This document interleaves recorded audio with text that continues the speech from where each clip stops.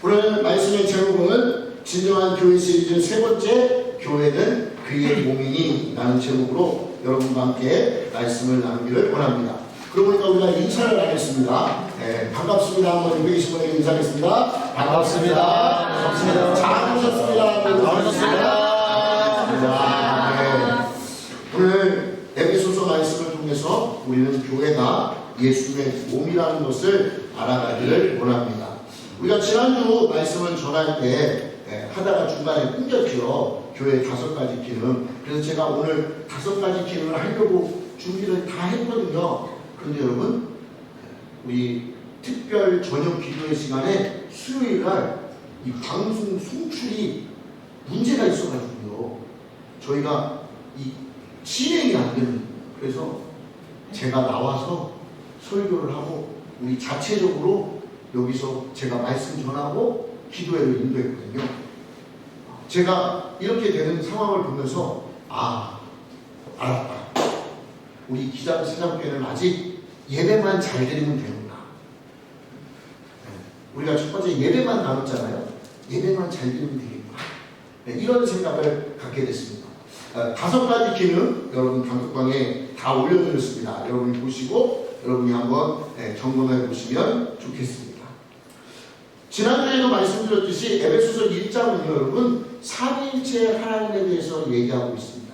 하나님, 예수님, 성령님이 함께 일하시는 것을 설명하고 있습니다.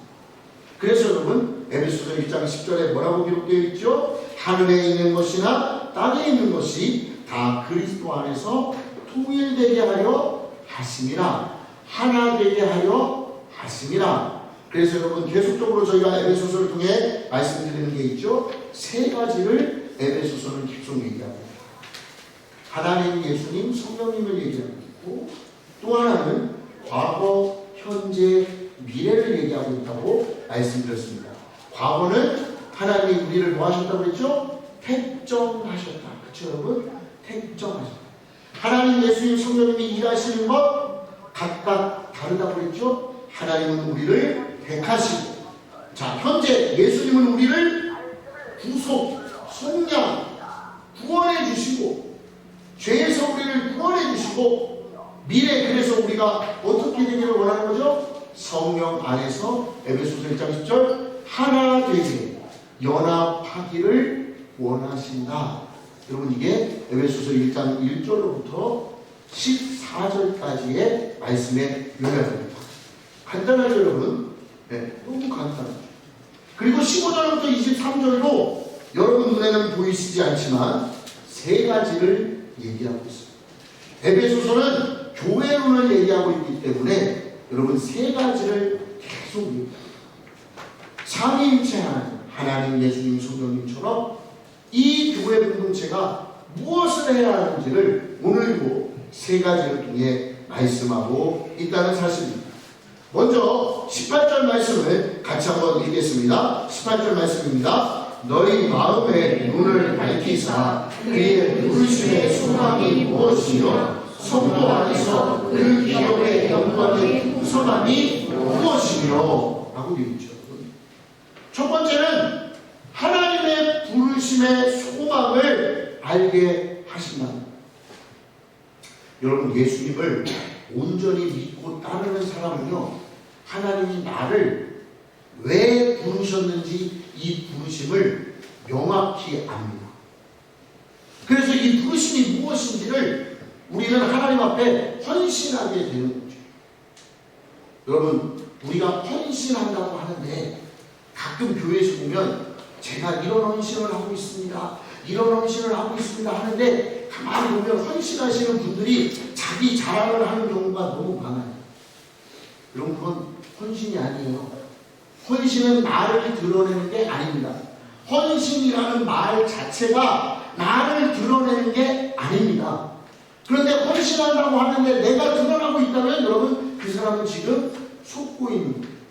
사람에게 속고 있는 거예요. 야, 너 정도 하면 당연히 천국 가겠지. 야, 너 정도, 이 정도만 하면 천국 갈 거야. 아니에요. 아닐 수 있어요.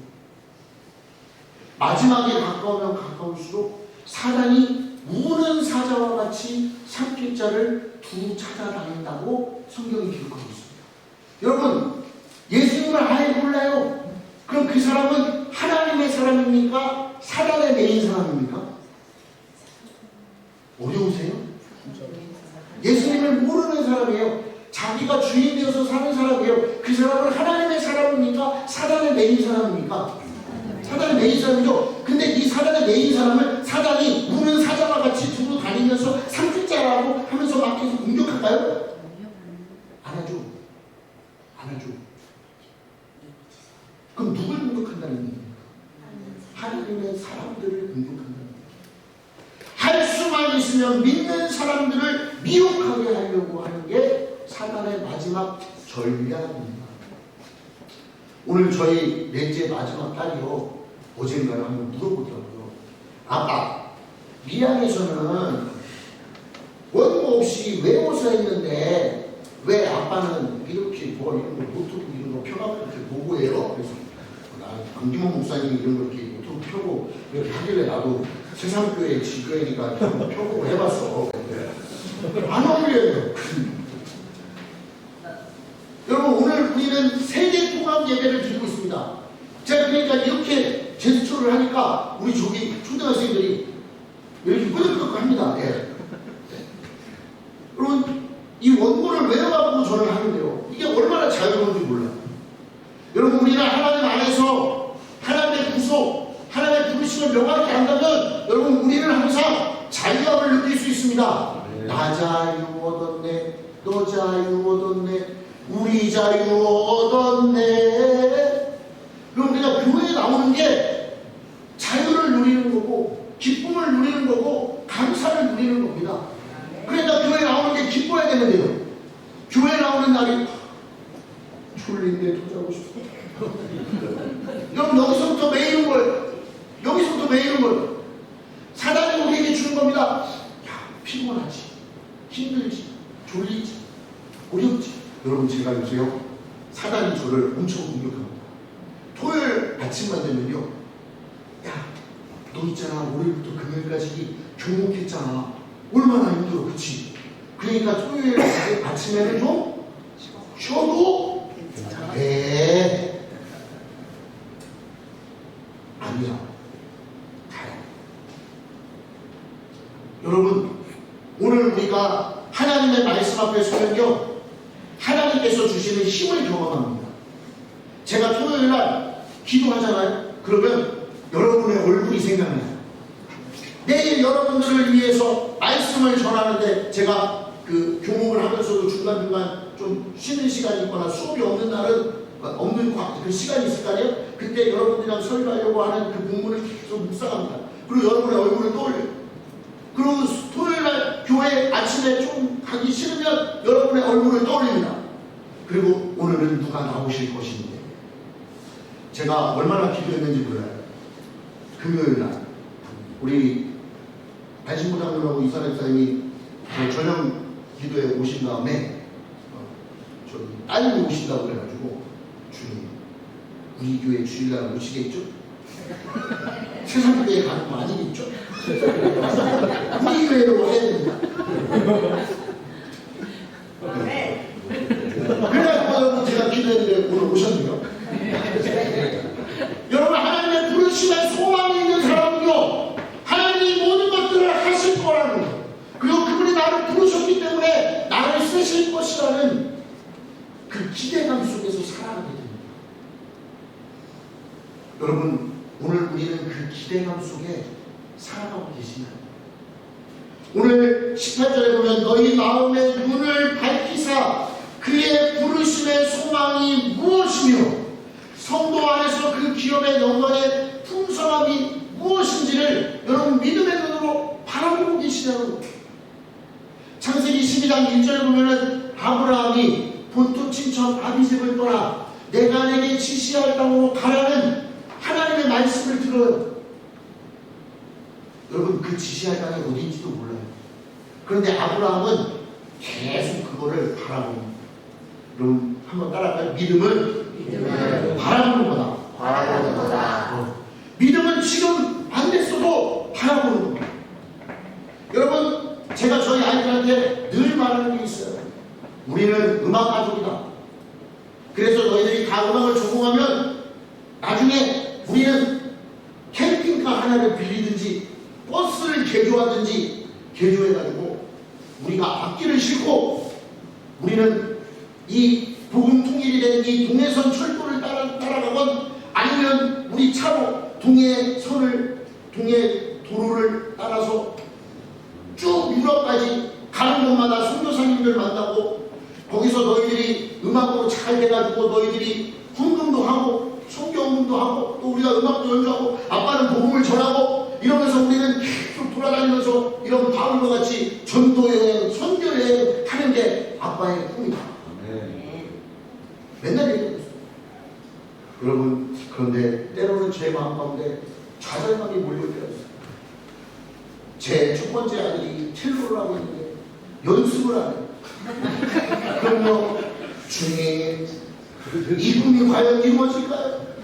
하나님 이 부르심이 과연 저한테 이루어진 게 맞습니까? 기도를 하게 됩니다. 자연스럽게 기도하고. 근데 주님께서 말씀하세요. 낙심하지 마. 너도 옛날에 저랬다. 내가 너 때문에 얼마나 고생했는데. 여러분, 오늘 우리는 좌절하고 낙심하고 실망되고 정말 왜 내 인생 가운데 왜 이런 일이 일어나지 할 때마다 여러분 다시 하나님이 나를 부르신 그 소명이 확실하다면 여러분 그 부르심의 소명을 붙잡고 하나님께 나아가야 돼요. 그리고 그걸 믿음의 눈으로 바라봐야 됩니다. 여러분 이게 비전을 품은 자. 사랑하는 여러분, 요셉은요 꿈꾸는 자였을까요? 비전을 품은 자였을까요? 아이까리하죠. 여러분, 요셉은 예전에는 채색 옷을 입었을 때만 해도 꿈을 꿀 때만 해도 자기는 그냥 꿈꾸는 자였습니다. 그리고 그 형제들도 요셉을 꿈꾸는 자라고 인식했습니다. 그런데 여러분, 요셉이 이제 그 형들을 통해서 총리가 된 다음에 형들에게 하는 고백 마지막으로 한번 보시면요, 하나님이 먼저 하시고 나를 당신들보다 먼저 앞서서 이곳으로 보내셨나이다.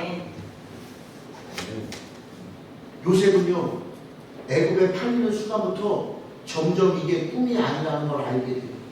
하나님이 나에게 준 게 꿈이 아니구나, 비전이구나.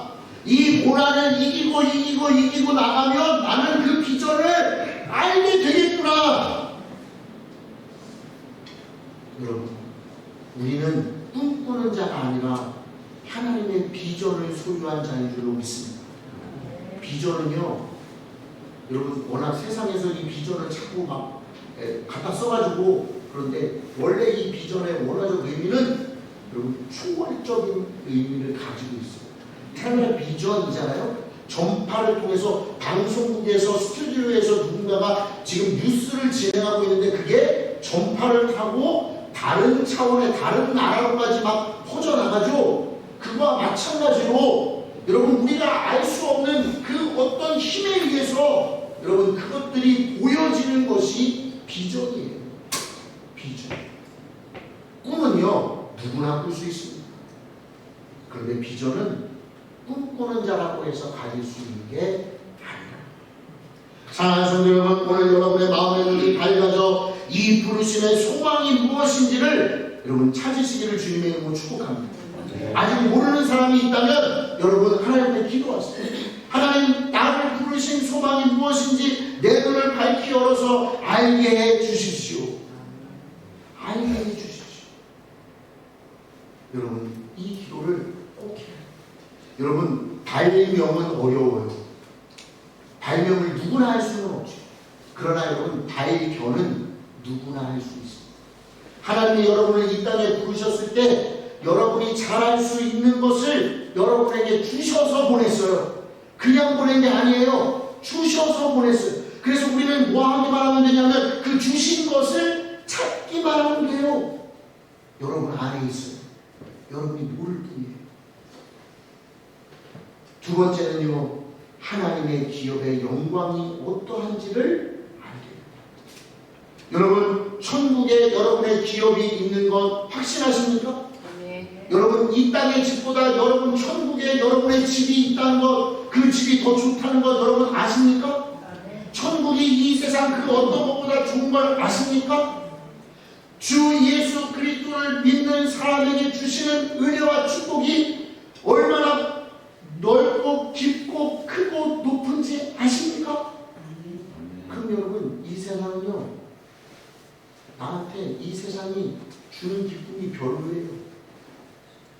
세상과 나는 간 곳 없고 구속한 주만 보이구나. 여러분, 만약에 여러분에게 어떤 사람이 와가지고요, 사기꾼은 아닙니다. 여러분, 사기꾼이라고 얘기하면 답이 달라질 수 있어서, 어떤 사람이 여러분에게 와가지고 돈을 봉리로 쳐준다고 그러면 여러분 사기꾼 아니라고 보세요? 하시겠습니까? 안 하시겠습니까?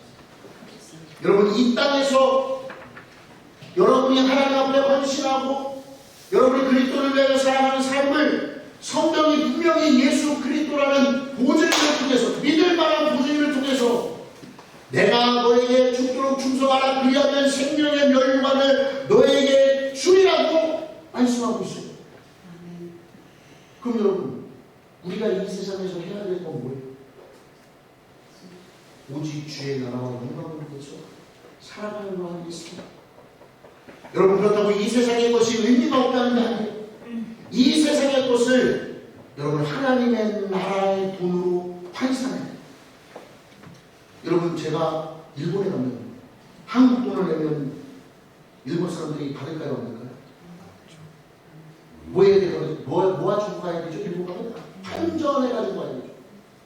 제가 독일 가려고 그러니까 유로로 환전해야 돼요. 환전해 가지고 가야죠. 근데 여러분, 제가 유로화로 가지고 갔더니 체코에서는 유로화를 안 받더라고요. 체코는 못해요. 여러분, 오늘 우리가 하나님 나라의 것으로 환전하기 위해서는 믿음이라는 것, 그것으로 바꿔서 우리는 하나님 앞에 드려요. 내가 가지고 있는 물질, 그것을 그냥 헌금, 하나님 헌금해야지, 이게 아닙니다.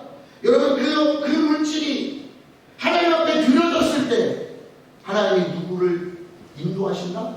나의 삶을 인도하신다는 믿음이 있을 때 이 물질은 하나님의 나라의 돈으로 환산되어져 하나님 나라에 기록되어진다는 사실.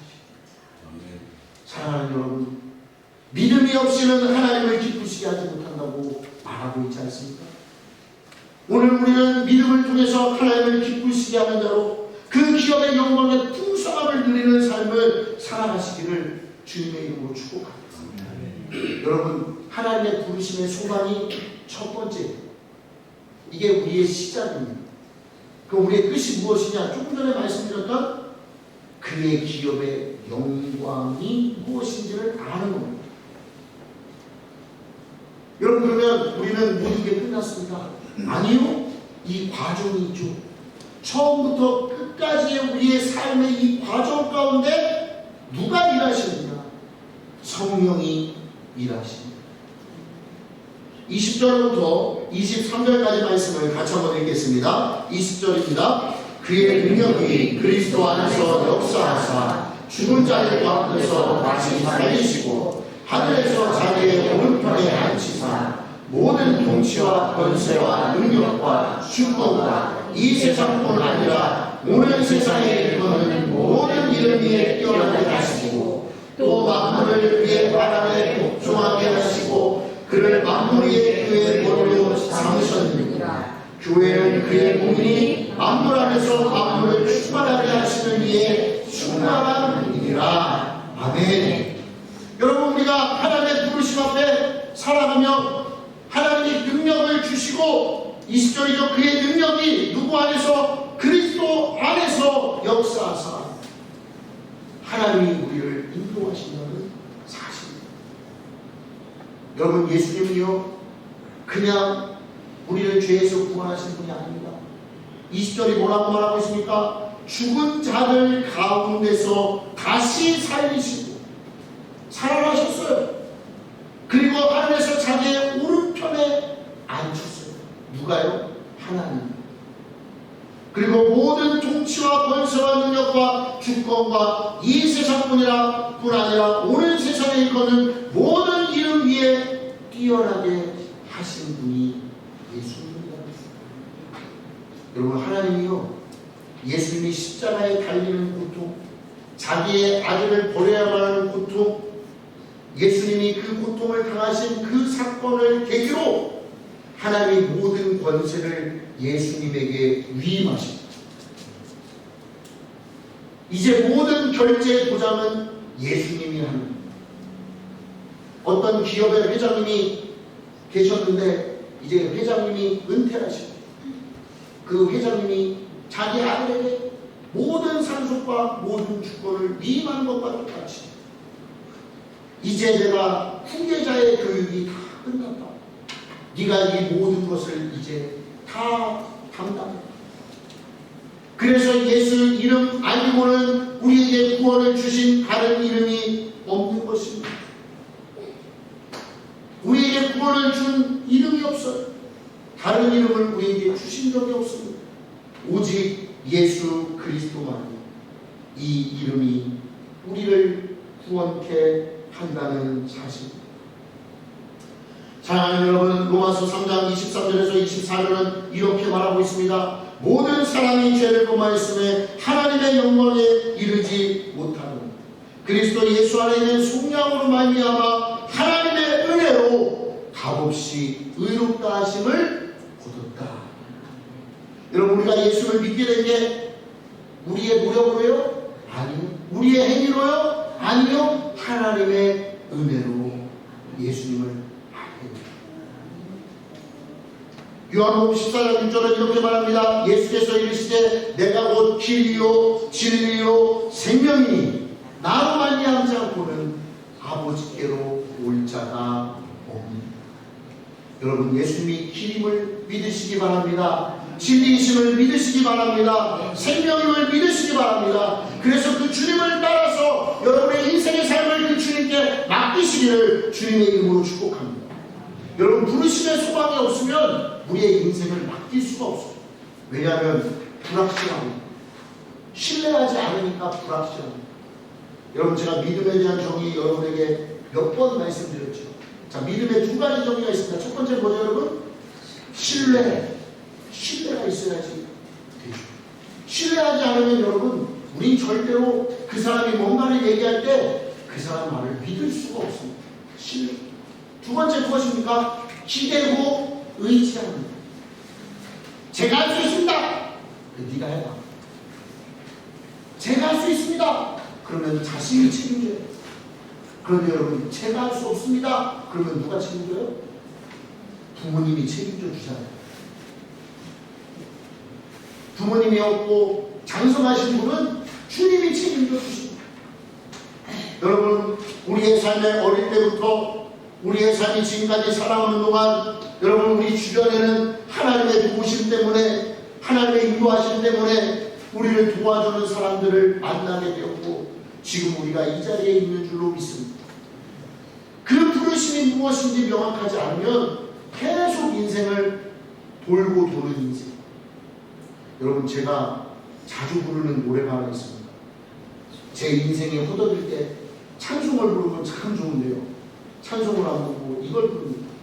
돌고 도는 물레방아 인생, 돌고 도는 물레방아 인생. 제가 옛날에, 여러분 요새는 에버랜드라고 부르는데요, 옛날에는 용인 자연동원이라고 그랬습니다. 거기에 가서 제가 놀이기구 중에 어린 나이에 그때 무슨 생각이 있었는지, 그래도 이 놀이기구 중에 제일 안타까운 놀이기구가 있었습니다. 뭔지 아세요?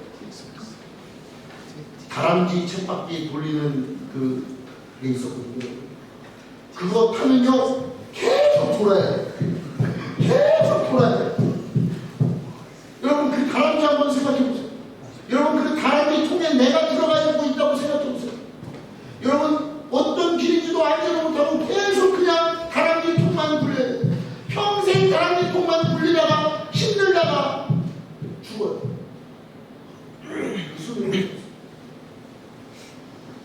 여러분은 예수님을 길이라고 부르고 계십니까? 진리라고 따르고 계십니까? 생명이라고 따르고 계십니까? 그러면 적어도 우리는 다람쥐 통 안에는 들어가지 않습니다. 근데 이걸 모르면 우리는 날마다 방황하는, 날마다 다람쥐 통을 굴려야 합니다. 사랑하는 여러분, 오늘 예수 그리스도의 교회의 머리가 되십니다. 그 모든 통치와 주권을 하나님이 예수 그리스도에게 주셨습니다. 그래서 22절 뭐라고 말합니까? 우리 22절 말씀 같이 한번 읽겠습니다. 또 만물을 그의 발 아래 복종하게 하시고 그를 만물 위의 교회의 머리로 삼으셨느니라. 사랑하는 여러분, 바울은 연속적인 사건을 계속 언급하고 있습니다. 하나님은 그리스도를 죽은 자들 가운데서 살리셨다고 말하고, 하나님은 그리스도를 하늘에서 자기의 오른편에 앉히셨다고 말하고, 만물을 그의 발 아래 복종하게 하셨습니다. 그리고 하나님은 그를 만물 위의 교회의 머리로 삼으셨습니다. 여러분, 예수 그리스도가 통치하는 이 교회에 여러분이 몸이 되기를 주님의 이름으로 축복합니다. 여러분, 교회는요 누구나 오는 곳이지만 몸이 되기 위해서는 여러분의 고백이 필요해요. 주님의 몸인 교회를 향한 여러분의 신앙의 고백이 필요해요. 내가 이 교회의 지체가 되겠습니다. 그 주님의 지체로 헌신하고 순종하고 끝까지 이 교회에 헌신하겠습니다. 이걸 멤버십이라고. 이 교회는 멤버십이 온전하게 이루어질 때 충만을 경험하게 됩니다. 여러분, 성령 충만이라는 단어 많이 들어보셨죠? 성령 충만한 사람은요, 여러분, 뭔가 은사가 나타나고 뭔가 기적이 나타나고 뭔가 이적이 나타나는 사람을 성령 충만한 사람이라고 말하는 게 아니에요.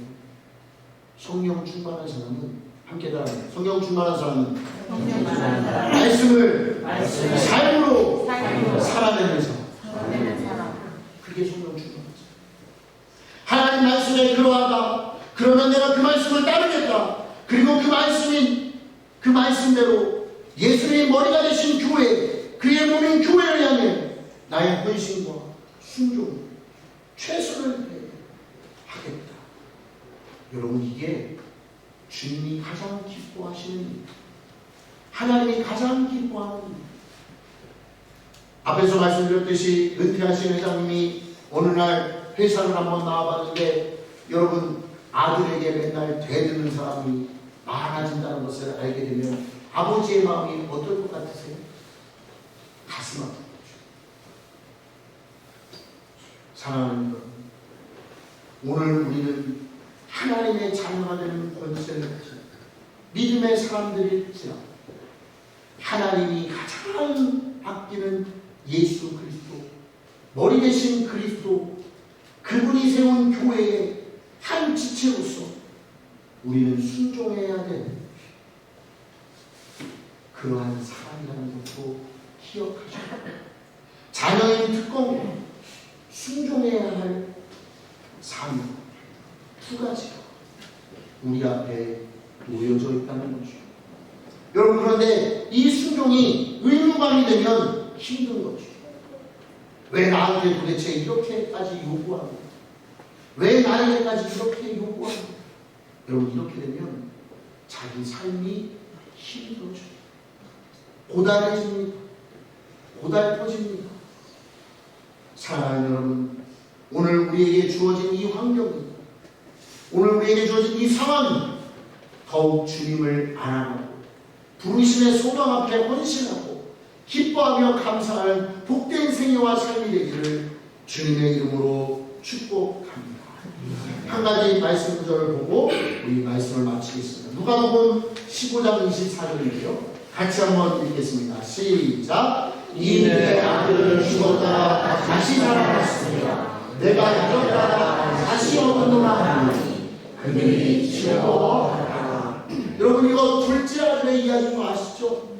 아버지한테 내 분깃을 주십시오. 그래서 아버지의 소유를 가지고 나갔는데 허랑방탕하게 쓰고 돌아온 아들. 아버지가 하는 말입니다. 내 아들은 죽었다가 다시 살아났다. 여러분 마치 하나님이 말씀하시는 것 같지 않으세요? 아버지가 아들에게 얘기하는 둘째 아들, 방탕했던 아들에 대한 이야기인데 마치 하나님이 지금 우리에게 얘기하는 것 같지 않으세요? 하나님이 여러분들을 죽었다가 다시 살아난 여러분들을 받아주셨다는 거예요. 내가 잃었다가 다시 얻었다는 거예요. 여러분, 교회는 이렇게 잃어버린 영혼들이 돌아올 때마다 첫째 아들처럼 불평하고 원망하는 게 아니라 함께 기뻐하고 함께 즐거워해요. 야, 우리 교회에 또 한 지체가 생겼다. 형제가 생겼다. 자매가 생겼다. 기뻐하고 주님의 몸이 더욱더 건강하게 성장할 수 있는 기쁨이 우리 가운데 충만하기를 주님의 이름으로 축복합니다.